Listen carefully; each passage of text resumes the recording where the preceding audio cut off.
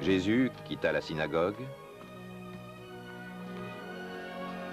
et se rendit à la maison de Simon.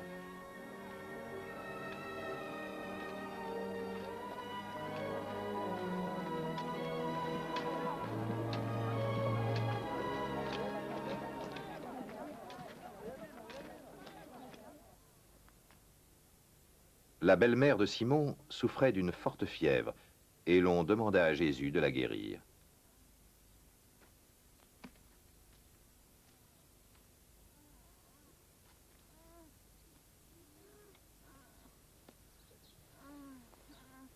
Il se pencha sur elle et d'un ton sévère donna un ordre à la fièvre. La fièvre la quitta.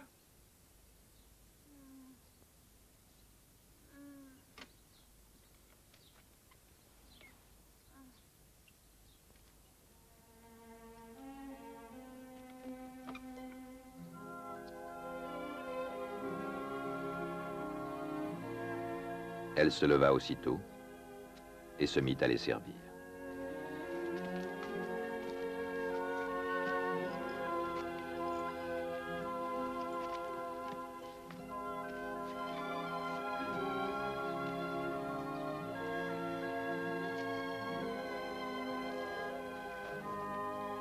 Après le coucher du soleil, tous ceux qui avaient des malades atteints de divers maux les amenèrent à Jésus. Il posa les mains sur chacun d'eux et les guérit. Des esprits mauvais sortirent aussi de beaucoup de malades en criant « Tu es le Fils de Dieu », mais Jésus leur adressait des paroles sévères et les empêchait de parler parce qu'ils savaient, eux, qu'il était le Messie.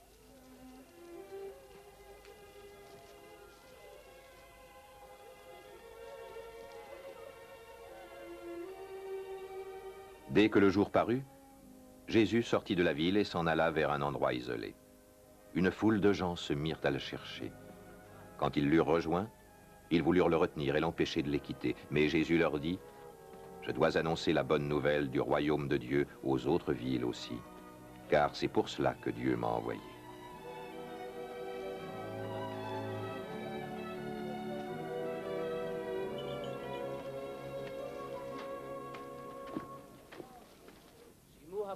Et il prêchait dans les synagogues de Judée.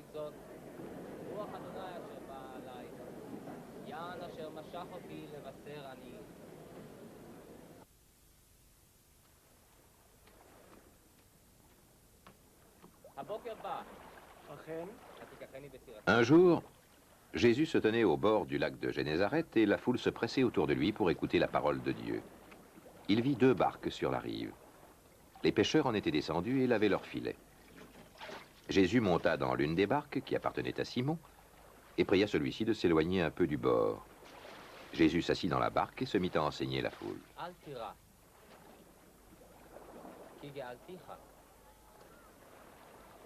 קראתי בשמך,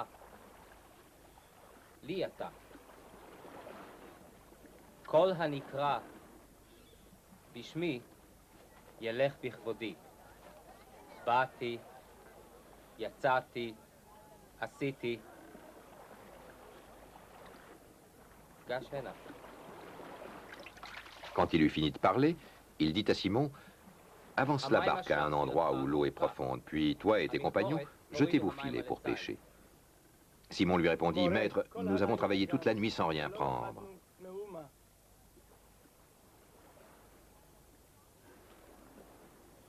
Mais, puisque tu me dis de le faire, je jetterai les filets.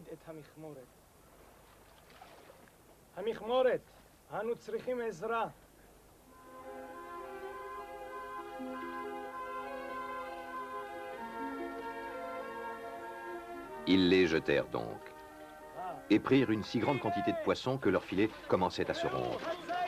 Ils firent alors signe à leurs compagnons qui étaient dans l'autre barque de venir les aider. Ceux-ci vinrent et ils remplirent les 2 barques de tant de poissons qu'elles enfonçaient dans l'eau.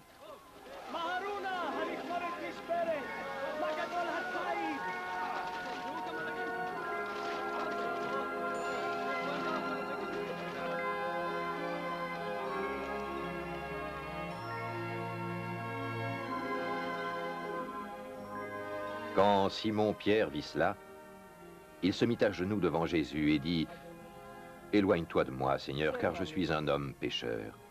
Simon était en effet saisi de crainte, ainsi que tous ceux qui étaient avec lui, à cause de la grande quantité de poissons qu'ils avaient pris. Il en était de même des compagnons de Simon, Jacques et Jean, les fils de Zébédée. Mais Jésus dit à Simon, « N'aie pas peur. Dès maintenant, ce sont des hommes que tu prendras. » Ils ramenèrent alors leur barque à terre, laissèrent tout et suivirent Jésus. Comme Jésus se trouvait dans une ville, survint un homme couvert de lèpre. Quand il vit Jésus, il se jeta devant lui, le visage contre terre, et le pria en ces mots, « Maître, si tu le veux, tu peux me rendre pur. » Jésus étendit la main, le toucha et déclara, « Je le veux, sois pur. » Aussitôt la lèpre quitta cet homme. Jésus lui donna cet ordre, « Ne parle de cela à personne, mais va montrer aux prêtres comment tu es, puis offre le sacrifice que Moïse a ordonné pour prouver à tous que tu es guéri. »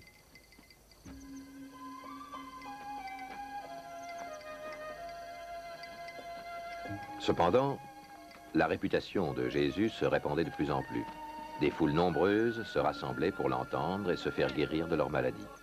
Mais Jésus se retirait dans des endroits isolés où il priait.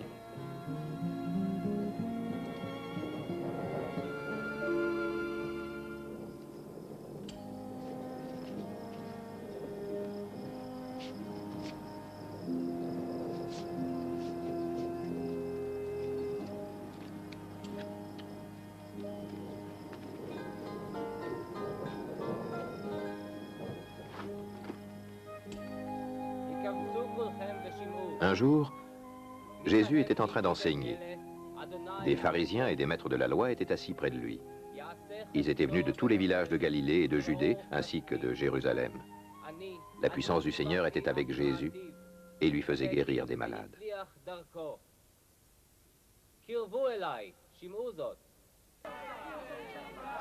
Des gens arrivèrent, portant sur un lit un homme paralysé.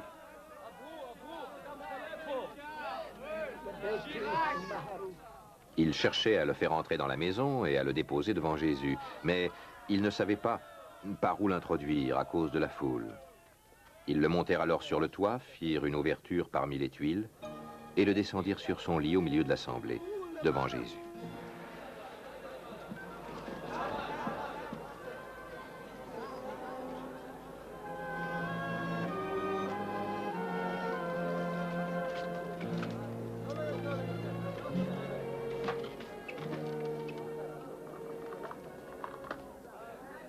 Quand Jésus vit leur foi, il dit au malade, « Mon ami, tes péchés te sont pardonnés. » Les maîtres de la loi et les pharisiens se mirent à penser, « Qui est cet homme qui parle ainsi contre Dieu? Qui peut pardonner les péchés? Dieu seul le peut. » Jésus connut leurs pensées et leur dit, « Pourquoi avez-vous de telles pensées?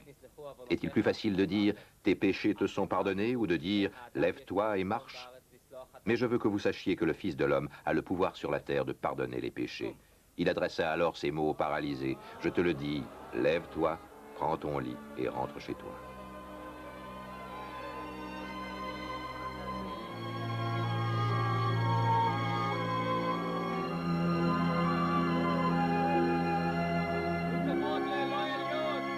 Aussitôt, l'homme se leva devant tout le monde, prit le lit sur lequel il avait été couché et s'en alla chez lui en louant Dieu. Tous furent frappés d'étonnement. Ils louaient Dieu, remplis de crainte, et disaient, « Nous avons vu aujourd'hui des choses merveilleuses. »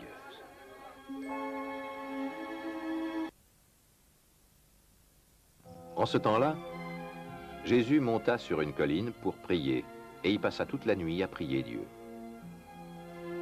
Quand le jour parut, il appela ses disciples et en choisit 12, qu'il nomma apôtres. Simon, auquel il donna aussi le nom de Pierre,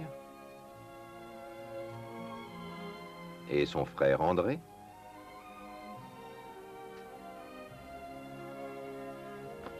Jacques,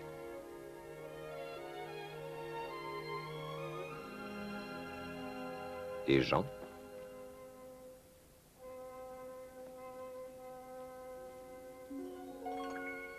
Philippe, et Barthélemy. Matthieu.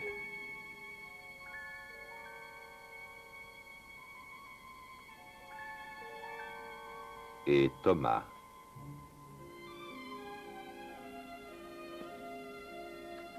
Jacques, le fils d'Alphée. Et Simon, appelé le nationaliste. Judas, le fils de Jacques.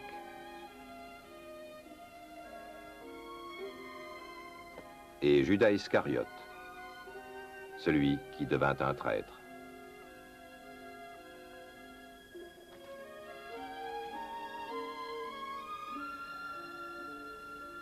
Jésus descendit de la colline avec eux et s'arrêta en un endroit plat, où se trouvait un grand nombre de ses disciples. Il y avait aussi là une foule immense de gens de toute la Judée, de Jérusalem et des villes de la côte, Tyr et Sidon. Ils étaient venus pour l'entendre et se faire guérir de leur maladie.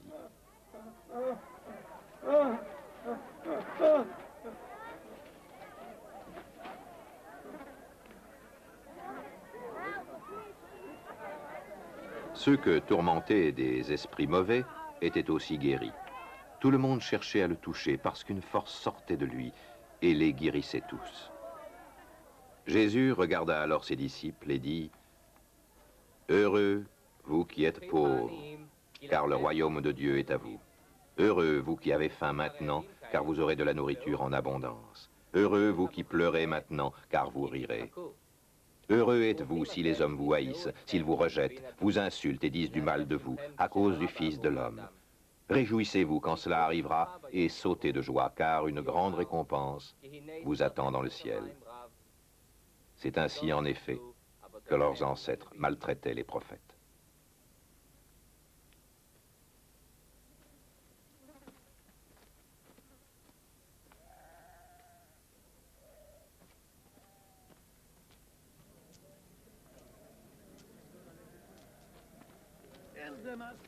Mais malheur à vous qui êtes riches, car vous avez déjà eu votre bonheur.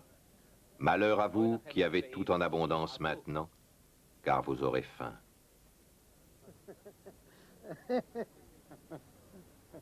Malheur à vous qui riez maintenant, car vous serez dans la tristesse et vous pleurerez.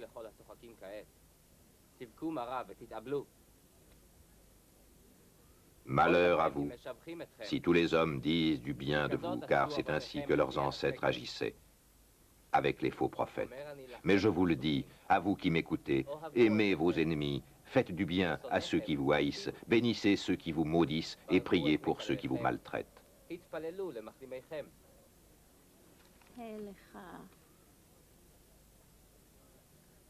Si quelqu'un te frappe sur une joue, présente-lui aussi l'autre. Si quelqu'un te prend ton manteau, laisse-le prendre aussi ta chemise. Donne à tout homme qui te demande quelque chose, et si quelqu'un te prend ce qui t'appartient, ne le lui réclame pas.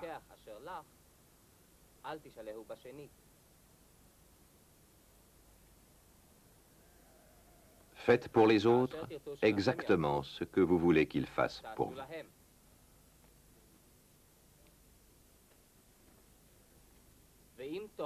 Si vous aimez seulement ceux qui vous aiment, pourquoi vous attendre à une reconnaissance particulière? Même les pécheurs aiment ceux qui les aiment. Et si vous faites du bien seulement à ceux qui vous font du bien, pourquoi vous attendre à une reconnaissance particulière? Même les pécheurs en font autant. Et si vous prêtez seulement à ceux dont vous espérez qu'ils vous rendront, pourquoi vous attendre à une reconnaissance particulière? Des pécheurs aussi prêtent à des pécheurs pour qu'ils leur rendent la même somme. Au contraire, aimez vos ennemis. Faites-leur du bien et prêtez sans rien espérer recevoir en retour. Vous obtiendrez une grande récompense et vous serez les fils du Dieu Très-Haut, car il est bon pour les ingrats et les méchants. Soyez pleins de bonté comme votre Père est plein de bonté. Ne jugez pas les autres, et Dieu ne vous jugera pas. Ne condamnez pas les autres, et Dieu ne vous condamnera pas. Pardonnez aux autres, et Dieu vous pardonnera. Donnez aux autres et Dieu vous donnera. On versera dans la grande poche de votre vêtement une bonne mesure, bien serrée et secouée, débordante. Dieu mesurera ses dons envers vous avec la mesure que vous employez pour les autres. Jésus leur dit encore une parabole. Un aveugle ne peut pas conduire un autre aveugle, n'est-ce pas? Sinon, ils tomberont tous les deux dans un trou. Aucun élève n'est plus grand que son maître, mais tout élève complètement instruit sera comme son maître. Pourquoi regardes-tu le brin de paille qui est dans l'œil de ton frère alors que tu ne remarques pas la poutre qui est dans ton œil? Comment peux-tu dire à ton frère, mon frère, laisse-moi enlever cette paille qui est dans ton œil, toi qui ne vois même pas la poutre qui est dans le tien? Hypocrite, enlève d'abord la poutre de ton œil et alors tu verras assez clair pour enlever la paille de l'œil de ton frère. Un bon arbre ne produit pas du mauvais fruit, et un mauvais arbre ne produit pas du bon fruit.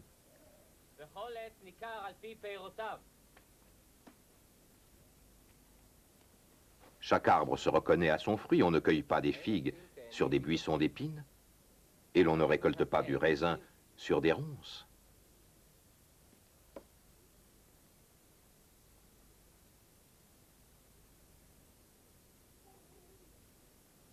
L'homme bon tire du bien du bon trésor que contient son cœur. L'homme mauvais tire du mal de son mauvais trésor, car la bouche de l'homme exprime ce dont son cœur est plein.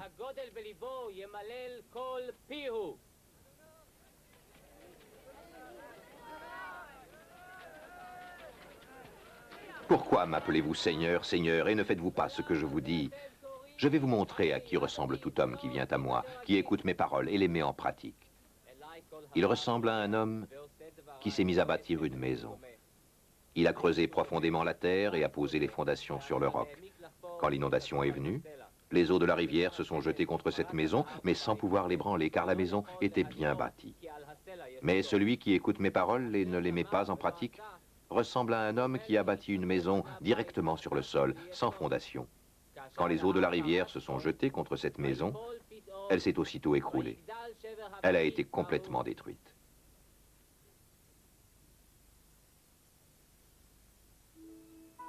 Quand Jésus eut fini d'adresser toutes ces paroles au peuple, il se rendit à Capernaum. Là, un capitaine romain avait un serviteur qui lui était très cher. Ce serviteur était malade et près de mourir. Quand le capitaine entendit parler de Jésus, il lui envoya quelques anciens des Juifs pour lui demander de venir guérir son serviteur. Ils arrivèrent auprès de Jésus et se mirent à le prier avec insistance en disant « Cet homme mérite que tu lui accordes ton aide. Il aime notre peuple et c'est lui qui a fait bâtir notre synagogue. » Alors Jésus s'en alla avec eux.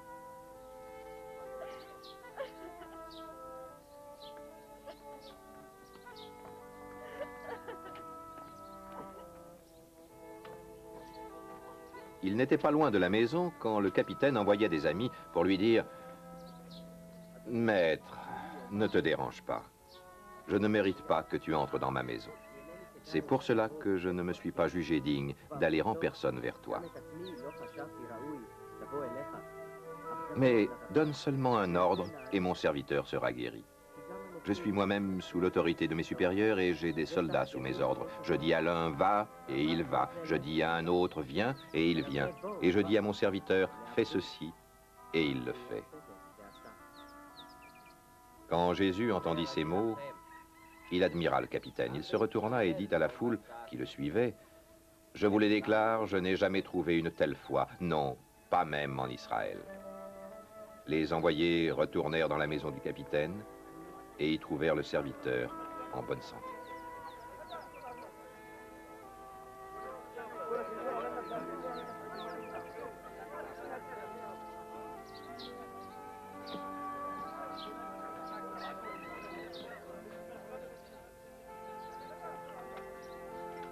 Jésus se rendit ensuite dans une ville appelée Naïn.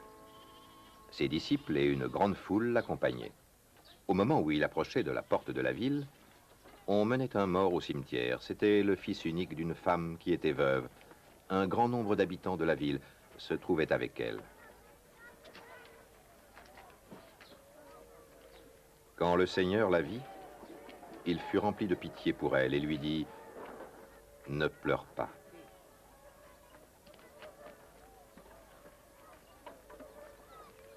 Puis, il s'avança et toucha le cercueil. Les porteurs s'arrêtèrent. Jésus dit, « Jeune homme, je te l'ordonne, lève-toi. » Le mort se dressa et se mit à parler. Jésus le rendit à sa mère. Tous furent saisis de crainte. Ils louaient Dieu en disant, « Un grand prophète est apparu parmi nous, et aussi Dieu est venu secourir son peuple. »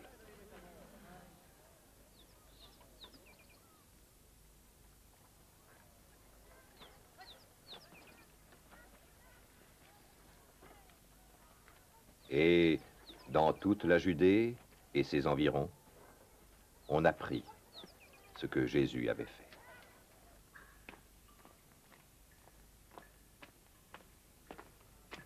Les disciples de Jean racontèrent tout cela à leur maître. Jean appela 2 d'entre eux et les envoya au Seigneur pour lui demander, « Es-tu celui dont nous savons qu'il doit venir ou devons-nous en attendre un autre ?»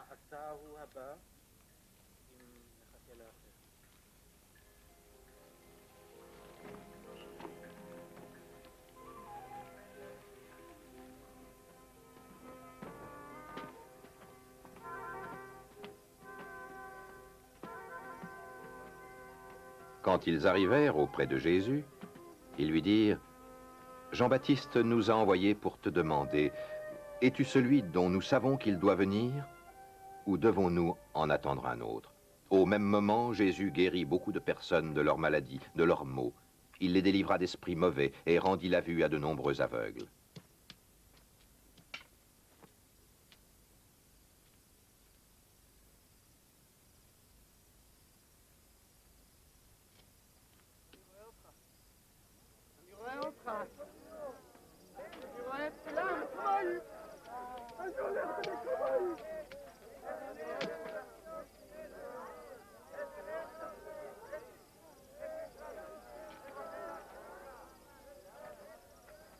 Puis il répondit aux envoyés de Jean, « Allez raconter à Jean ce que vous avez vu et entendu.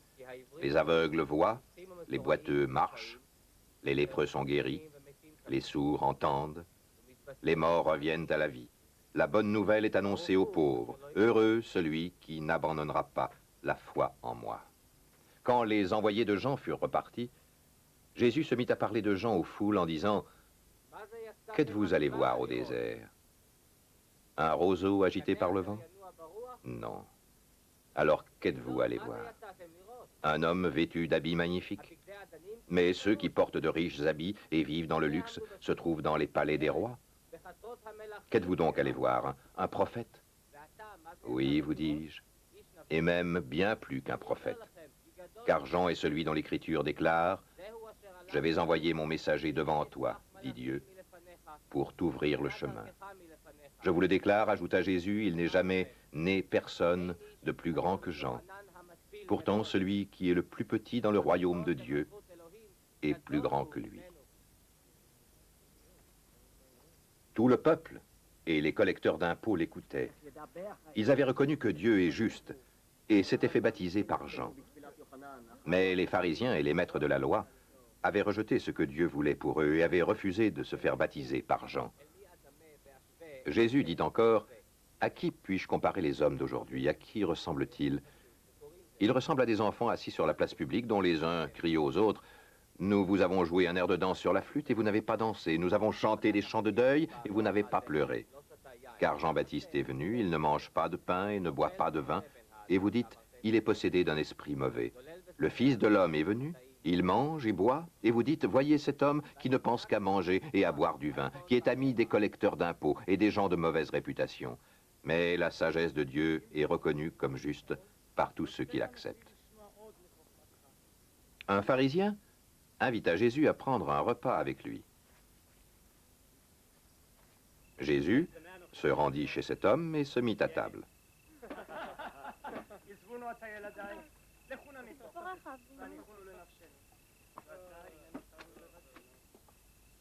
Il y avait dans cette ville une femme de mauvaise réputation. Lorsqu'elle apprit que Jésus était à table chez le pharisien, elle apporta un vase d'albâtre plein de parfums et se tint derrière Jésus, à ses pieds. Elle pleurait et se mit à mouiller de ses larmes les pieds de Jésus. Puis, Elle les essuya avec ses cheveux, les embrassa et répandit le parfum sur eux.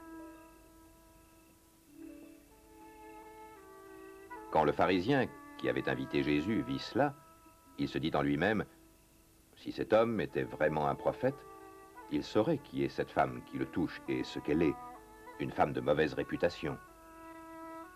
Jésus prit alors la parole et dit au pharisien, Simon, j'ai quelque chose à te dire. Simon répondit, parle, maître. Et Jésus dit, 2 hommes devaient de l'argent à un prêteur. L'un lui devait 500 pièces d'argent et l'autre 50.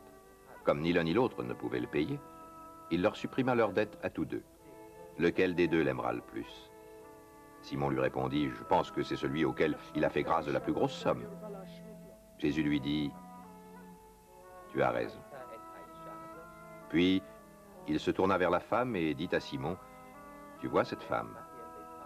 Je suis entré chez toi et tu ne m'as pas donné d'eau pour mes pieds, mais elle m'a lavé les pieds de ses larmes et les a essuyés avec ses cheveux. Tu ne m'as pas reçu en m'embrassant, mais elle n'a pas cessé de m'embrasser les pieds depuis que je suis entré. Tu n'as pas répandu d'huile sur ma tête, mais elle a répandu du parfum sur mes pieds. C'est pourquoi je te le déclare, le grand amour qu'elle a manifesté prouve que ses nombreux péchés ont été pardonnés. Mais celui à qui l'on a peu pardonné ne manifeste que peu d'amour. Jésus dit alors à la femme, tes péchés sont pardonnés. Ceux qui étaient à table avec lui se mirent à dire en eux-mêmes, qui est cet homme qui ose même pardonner les péchés? Mais Jésus dit à la femme, ta foi t'a sauvée, va en paix.